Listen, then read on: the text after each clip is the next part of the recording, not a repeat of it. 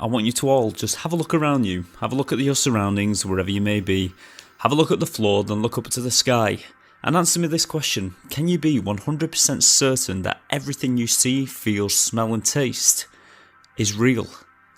I mean, okay, for example, in front of myself right now, I have my laptop, I have my microphone, I have my notes, and I have a hot drink.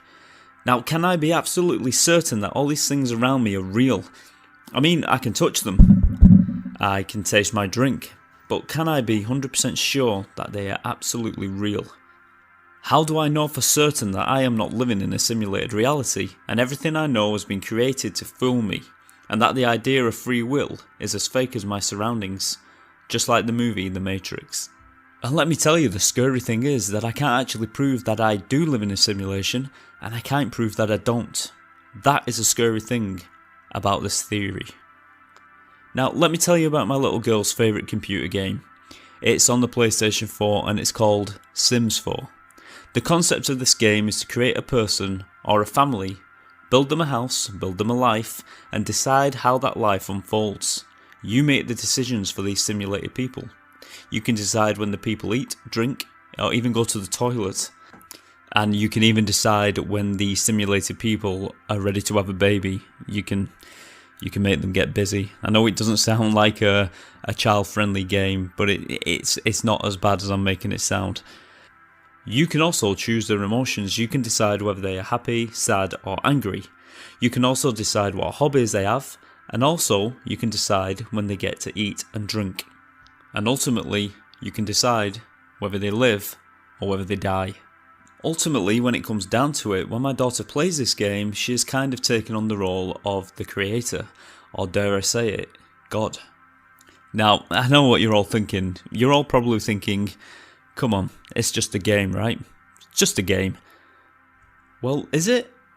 Is it possible that these simulated people are actually sentient and conscious and have no idea that their life is being controlled by someone outside of their reality? Now, of course, there are many other games that simulate some kind of everyday life. Take Grand Theft Auto, for example. This game has its own simulated population, it has its own weather system, and it has night and day, so it runs on some kind of conception of time similar to ours, even though it isn't a 24-hour clock to us.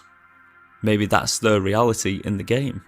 And although this game is massive, the map is surrounded by an ocean that you cannot cross.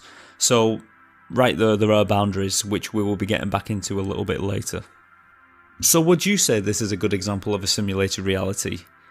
Maybe, maybe not, but it's a good start. But what if a similar, far more advanced game is made in the far future with a more powerful computer, by a more advanced human race, or even an alien race? And if this is a possibility, who is to say that we are not that simulation right now, created by a future civilization, and we are simply unaware of it? And if this theory is correct, if we are living in some kind of far advanced simulation, does this mean that we are now in the early stages of creating a simulated universe within our own simulated universe? And if that's so, who's to say we don't live in a simulation of a simulation of a simulation of a simulation? I mean, to be honest, we could go on forever with these wild theories, but here's just a few. The first theory, we are all living inside a computer program where we've been created from scratch, so we are nothing but computer code. We don't actually exist, we only exist inside the computer. A bit like the Sims game. Or, we are living in a computer program where our physical bodies or minds are plugged in and connected in some fashion to this computer program. Like in The Matrix maybe, we are all prisoners to a robot uprising or alien beings. Or maybe we did this to ourselves and we have no memory of it because we don't want any memories of what is outside the simulation. Although if we did do this to ourselves, that does not explain all the atrocities and ugly things that go on in our possible simulated reality. Or maybe the real truth is that maybe it's just too hard to imagine and it's just simply out of our reach, so we will never know the truth. But then you could really drive yourself crazy when you wonder if your suspicions of a simulated reality are simply there because they have been programmed into your brain by the creator. Or maybe you're only thinking it because the creator of the simulation wants you to. And this would suggest control, and maybe boundaries are set into place. Just like I mentioned before with the Grand Theft Auto game, and how the ocean is a boundary around the map, and you can't go any further than what the program tells you. So what I'm going to say to you now is think about the planet we live on, and how difficult it is to actually leave the planet because of gravity. Now, we are told that the human race has physically visited the moon, but can we be sure? Can we be absolutely sure? I mean, there are doubts that anyone has actually visited the moon. It's a big conspiracy that anyone's actually gotten into space, whether it's all lies fed to us. So, can we be 100% sure? Can we actually be sure that the surface of the moon exists? Maybe it's out of our bounds, just like all the other moons, planets and galaxies in the universe. And maybe, just maybe, all these possibilities of space exploration was created to simply make us think that there are no boundaries out there, that it is possible that we can reach these places, and we have reached these places. But let me ask you this, can you 100% be sure that this is the absolute truth, and that all the things out there in space actually do exist? Now, don't get me wrong, I love space exploration, I love learning about planets, I love learning about space, black holes, I'm totally fascinated by it. And I always have been since I was a child. It just fascinates me how there's such a vastness of nothingness out there, how it's so unexplainable, and I really want it to be real. I hope it's real. But there is that percentage of doubt within me. Now, think about the fact that most places in the universe would take us light years to get to, a distance that is just simply out of our reach due to our lifespan. And of course due to the fact that we cannot travel faster than the speed of light. Maybe the rule that nothing travels faster than light is a way to discourage us from trying, because the observable universe simply does not exist, and we are truly alone in the universe. Now, the best way I can explain this to you is to think of the Super Mario. Now, as Mario runs along his world, jumping over bricks and stomping on mushrooms, you will notice in the distance there are hills drawn into the background. So Mario can interact with everything in front of him, the bricks, the mushrooms, the turtles, the pipes, but he will never be able to reach those hills in the background. They are just simply drawn in there to give the perception that there is simply more. What if this is true for the universe? What if the universe is unreachable and it is simply just drawn in there like a background image? And we are led to believe that we can reach these places, but really in reality we can't, and it's just another boundary. Now, you could say that most of these theories are just over-imaginative, sci-fi nonsense. You could, fair enough. But believe it or not, the suspicion that reality may not be real, it's not a new thing. It goes back as far as the 1600s, when early philosophers questioned reality. Philosopher George Berkeley proposed way back in 1710 that reality as we know it only exists as we observe it. In other words, if we are not looking at it, then it simply does not exist. So think about what is behind you right now. You can't see it, so is it really there? For me, at this moment, I know my children are in the other room, but can I be sure that they are there if I don't see them? I mean, don't get me wrong, I can hear them. I can always hear them. They are never quiet. But can I be sure that they're there? If I can't actually visibly see them, can I be sure that they're there? In June 1883, a question was asked which may be connected to George Berkeley's work. The question was, if a tree was to fall on an island where there was no human beings, would there be any sound? But then the argument was put forward that wildlife would hear the tree, so the question was rephrased. Now the question was, if a tree was to fall on an island that was totally empty of any human life, any wildlife, any life at all, would it make a sound? And the answer simply was, if there was no ears to pick up the vibrations sent through the air, then there is no sound, because no one perceived it. Although some may say the sound still happens, but not in the manner we perceive it. But then the question can be turned. If a tree falls in an uninhabited forest, did it actually fall, if no one witnessed it falling? And that's where the question became tricky.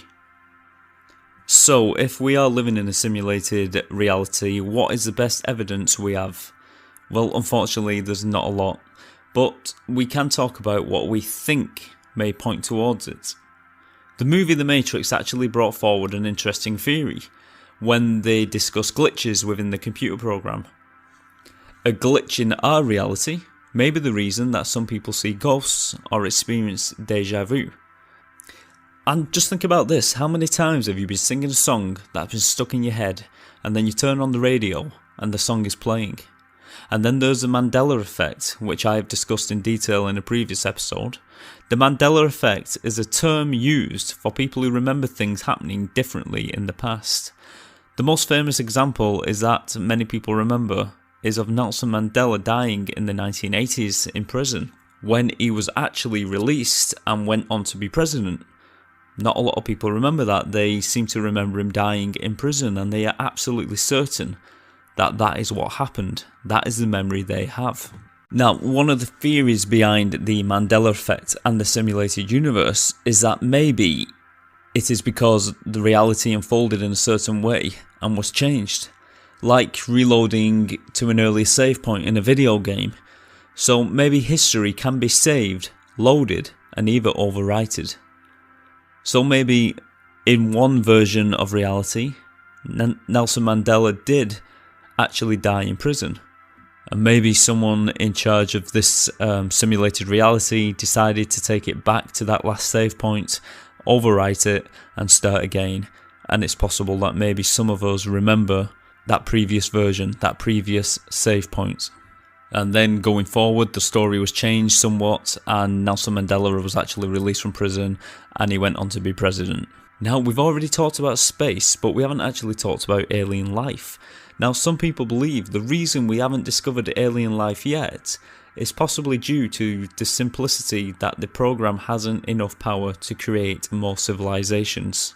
Or maybe more advanced civilizations found a way to escape the simulation that we are living in, and we are simply not at that stage yet. Now, there's also a theory which explains all the bad things that happen in our reality. In this theory, we're going to talk mainly about climate change. Is it possible that an alien species or human species created our world to simulate disasters in an attempt to learn how to avoid them in their reality, or deal with them in the real world? And this is another theory that does sound plausible. Maybe we have some kind of super accurate simulation for some other race that they can observe and prevent things from happening in their reality. Maybe. Now let's step away from these wild theories just for a second and discuss some of the actual scientific discoveries that have been made. Now, some scientists actually claim that they have identified actual computer code in the equations of string theory when they were researching quarks and electrons. Apparently, this computer code resembles an error correcting code that can be found in web browsers. And as hard as it is to wrap your head around that, because I must admit I'm having trouble with that one, if this isn't strange enough for you, some researchers from the University of Washington say that they have successfully hacked into a computer using custom strands of DNA. They say that they created a synthetic DNA strand that contained malicious computer code encoded into it, and the DNA created a virus in the computer. Some say this suggests that there is some link between this story and the simulation theory. Now, apparently, it's also possible to store digital images in a single strand of DNA. Now, I must admit, I can't even begin to understand how any of this is possible, but it is very, very fascinating and exciting. There is a theory that we have discovered the pixels of our reality. For example, when we watch TV, the image is made up from tiny little pixels that make the whole image. In fact, if you go close enough, you can see them. And by moving closer to your TV set, in a way, you're zooming in to view them. Well, scientists have also done this, but not on a TV. They have actually zoomed in on space-time to find what they think may be a pixel of our simulated universe. Maybe. I'm emphasizing the maybe on this. This is called a Planck length. This is the smallest measurement of time and space between two things. This measurement is really hard to imagine as it is so small and it is on a quantum level. Now, let me try and put this into some kind of perspective, because believe me, I needed some kind of perspective when I was researching this, because it was hard to wrap my head around. Now, imagine the atom is now the size of the Earth. So we've blown up the atom to the size of the Earth. And now imagine dropping a tiny pin into the middle of that Earth-sized atom. A Planck length would be about the size of the head on that tiny pin. Now that's the best example I can give you of just how small a Planck length is. Now some believe that the Planck length could represent a single pixel that makes up all we see around us. And remember, this is on the quantum level, this is actually measuring space-time. So this kind of simulation could only be created on a super quantum computer. If you find the possibility that we may live inside a simulated universe a bit unnerving, just think about this. What if it's all simulated just for you and you alone? What if everyone you know and love are in fact simulations? What if every human being on the planet are simulations, just numbers and code? What if you live in a complete lie and you are a mysterious science experiment? What if the form of a person is completely made up in this simulation, and outside in the real reality, you're nothing more than just a brain in a jar?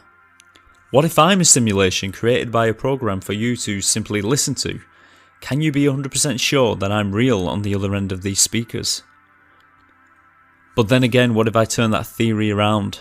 What if I'm the actual real person, trapped inside a simulation, and everyone else, including you, are simply programs created to convince me that this is all real? What if you're a program simulating a person who has been so perfectly programmed that you believe you're alive and you believe you have a soul and a conscience? Maybe that's why a conscience or a soul is so hard to prove exists, because it simply doesn't. Or it does exist, but not in this reality. But what is scary is that, unfortunately, there is more evidence that we may live in a simulation than there is to say we don't. But in the end, we just can't prove it either way. So, just like always, I'll leave it up to you to decide. You take care, and providing that our simulation doesn't get unplugged, I'll see you next time. Bye bye.